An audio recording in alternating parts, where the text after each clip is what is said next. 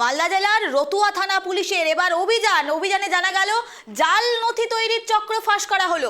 রতুয়া 1 নম্বর ব্লকের চাঁদমুনি এলাকার ঘটনা, যেখানে জানা যাচ্ছে জাল নথি কাণ্ড চক্র এবার ফাঁস করা হলো। গ্রেফতার প্রধানের ঘনিষ্ঠ, পুলিশ অভিযানে ফাঁস হলো জাল নথির চক্র। আরো বিস্তারিত জানবো, এই মুহূর্তে টেলিফোন লাইনে রয়েছে প্রতিনিধি রুহুল। যেটি জানা যাচ্ছে গ্রেফতার হয়েছেন প্রধানের ঘনিষ্ঠ তৃণমূল নেতা, আর কি জানা যাচ্ছে রুহুল?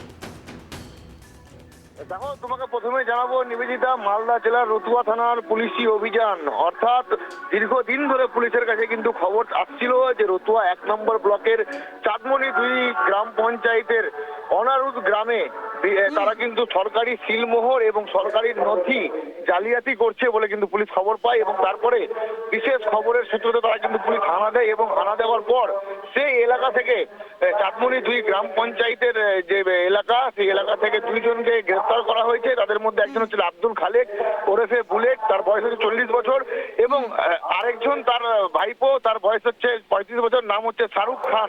তিনি কিন্তু ওই এলাকারই বাসিন্দা, এবং তারা দীর্ঘদিন ধরে একটা প্রতারণা চক্র চালাচ্ছিল এবং তার সাথে সাথে জালিয়াতি চক্রও চালাচ্ছিল বলে কিন্তু পুলিশের খবর ছিল।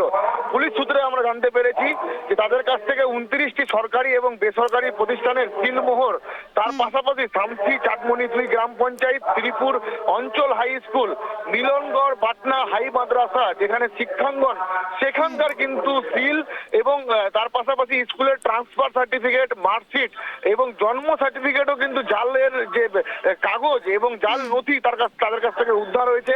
একেবারেই এই ঘটনাকে কেন্দ্র করে রীতিমতো চাঞ্চল্য ছড়িয়েছে মালদার রতুয়া এলাকায়, এবং তাদের কাছ থেকে পুলিশ আরো উদ্ধার করেছে কম্পিউটার, এবং তার পাশাপাশি এই যে প্রিন্ট করার যে সরঞ্জাম, সেই সরঞ্জামগুলিও কিন্তু পুলিশ বাজেয়াপ্ত করেছে, এবং ধৃতদেরকে কিন্তু আজকে চাঁচল মহকুমা আদালতে পেশ করে 14 দিনের পুলিশি হেফাজতের আবেদন করেছে মালদার রতুয়া থানার পুলিশ। নিবেদিতা, রুল, তোমার থেকে জানতে চাইবো, রাজ্যে ইতিমধ্যে এসআইআর লাগু হয়ে গিয়েছে, যেখানে এই যে সার্টিফিকেটগুলোর কথা বলছো, জন্ম পরিচয়পত্র, জন্ম সার্টিফিকেট এবং পাশাপাশি একাডেমিক যে সার্টিফিকেটগুলো রয়েছে, অত্যন্ত গুরুত্বপূর্ণ বিষয় এই এসআইআর প্রক্রিয়ায়। এভাবে যে জালভাবে তৈরি করা হচ্ছিল, এই পর্দা ফাঁস করা হলো, কি মনে হচ্ছে এসআইআর এ এই বিষয়টি কতটা গুরুত্বপূর্ণ হতে পারে?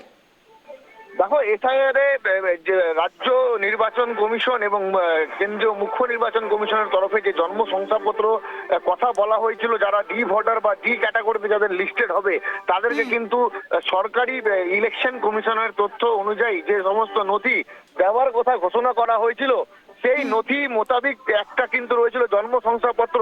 এবং তোমাকে জানাবো যে বিগত দিনে যারা জন্মগ্রহণ করেছিল তাদের কিন্তু হাতে লেখা ছিল, অর্থাৎ জন্ম সার্টিফিকেট কোথাও কাগজে কলমে ছিল, সেটাকে কিন্তু রাজ্য সরকারদেরকে নির্দেশ দেওয়া হয়েছে কেন্দ্রীয় জন্ম শংসাপত্র দপ্তরের তরফে যে তাদেরকে ডিজিটালাইজেশন করতে হবে। এবং এই ডিজিটালাইজেশন যখন করতে যাচ্ছিলেন, যখন যে সমস্ত যুবক যাদের জন্ম সার্টিফিকেট ছিল না, তারা কিন্তু ডিজিটাল ভাবে সেই প্ল্যাটফর্মটা ব্যবহার করতে পারছিল না, কারণ সেটা একেবারে জাল নথি। তখনই কিন্তু হাতে নাতে ধরা পড়েন। এবং মূলত তোমাকে জানিয়ে রাখবো, এলাকায় যে সমস্ত মানুষ যারা বিগত 1970, 60 এবং এই খ্রিস্টাব্দে যাদের জন্মগ্রহণ করেছে, তাদের কাছে কিন্তু জন্ম সার্টিফিকেট ছিল না।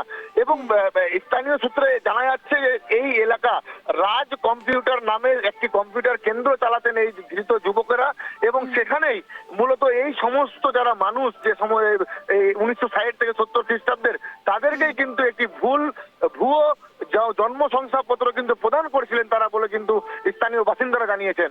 নিবেদিতা, রুল, জানতে চাইবো তোমার থেকে, এই এসআইআর আবহকে সামনে রেখেই কি এই জাল নোটগুলো বানানো হচ্ছিল, ক্ষমা করবে, জাল নথিগুলো বানানো হচ্ছিল, নাকি আগের থেকেই এমন ভাবে তারা চালিয়ে আসছেন দীর্ঘদিন থেকে? রুহুল, দেখো, গোটাটাই তদন্ত সাপেক্ষ। এখন পুলিশ গোটাটা তদন্ত শুরু করেছে যে এসআইআর আবহে এই জন্ম শংসাপত্র বিলি এবং অধিকাংশ স্কুল সার্টিফিকেট, সে মূলত কারণটা কি এসআইআর নাকি অন্য কোনো রহস্য, গোটা ঘটনা কিন্তু তদন্ত করে পুলিশ সামনে নিয়ে আসবে বলে আমাদেরকে জানিয়েছেন রতুয়া থানার ভারপ্রাপ্ত আইসি। বেশ, তোমার থেকে শেষ প্রশ্ন জানতে চাইবো, এই পুরো ঘটনাতে যেখানে প্রধানের ঘনিষ্ঠর কথা উঠে আসছে, বিরোধীরা তারা কিভাবে দেখছে বিষয়টি, তারা কি জানাচ্ছে? রুহুল, দেখো, এখনো পর্যন্ত দলের তরফে সেরকম মানে তৃণমূল কংগ্রেস দলের তরফে বা প্রধানের তরফে কোন রকম প্রতিক্রিয়া পাওয়া যায়নি।